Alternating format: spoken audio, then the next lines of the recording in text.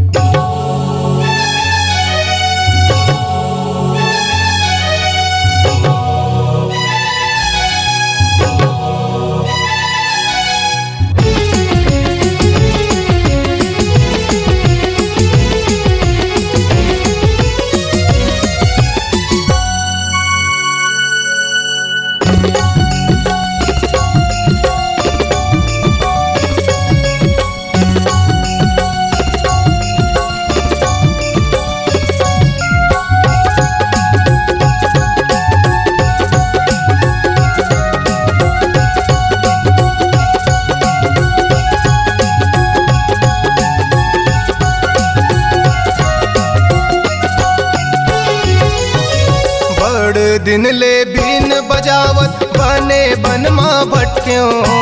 बड़े दिन ले बीन बजावत बने बनमा भटक्यों। छोटवा शरीर के कारी तोरे रूप रंग मारी जगे। हाँ छोटवा शरीर के कारी तोरे रूप रंग मारी जगे।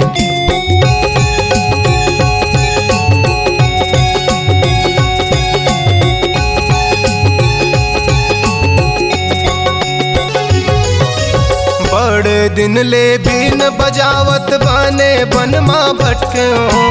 बड़े दिन ले बीन बजावत बने बनमा भटक्यों। छोटवा शरीर के कारी तोरे रूप रंग मारी जगे। हाँ छोटवा शरीर के कारी तोरे रूप रंग मारी जगे। मैं हाँ छोड़ दिया ढिल्ला पहली मड़ीला निकाल दे। मैं हाँ छोड़ दिया ढिल्ला पहली मड़ीला निकाल दे।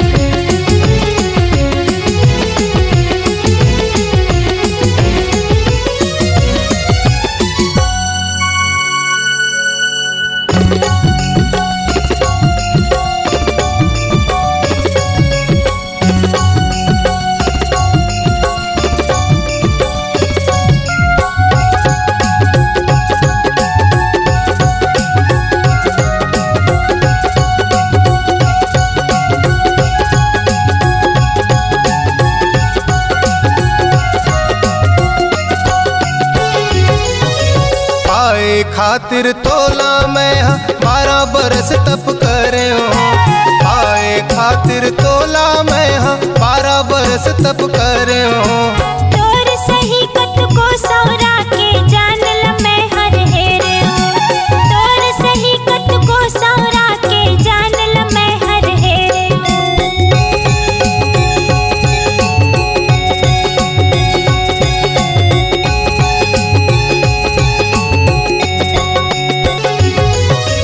पाए खातिर तोला मैं 12 बरस तप करे पाए खातिर तोला मैं 12 बरस तप करे तोर सही कत को सौरा के जान ल मैं हर हेरे तोर सही कत को सौरा के जान ल मैं हर हेरे तेहा जान ला बचा बेटा छोड़ दे अकेला मोला जान दे तेहा जान ला बचा बेटा छोड़ दे अकेला मोला जान दे मोला डस झन तैहा छोड़ दे ढिल्ला तोला जान गयो तेहा छोड़ दे अकेला मोला जान दे छोड़ दे ढिल्ला तोला जान गयो छोड़ दे अकेला मोला जान दे छोड़ दे अकेला मोला जान दे।